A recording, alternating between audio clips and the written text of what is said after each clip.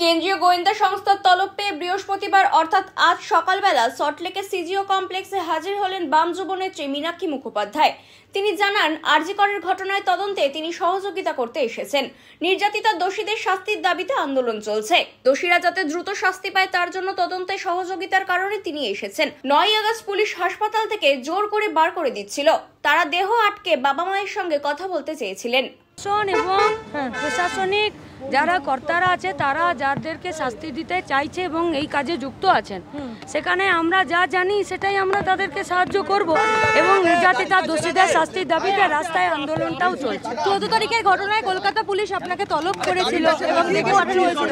Kolkata police আপনাকে ডেকে পাঠিয়েছিল। কলকাতা পুলিশের কথা কলকাতা পুলিশকে চলে এসেছে। Bureau report, news Mongo time. Fast moving world में वही आगे है जिसके पास है स्पीड, जैसे मेघबाला ब्रॉडबैंड।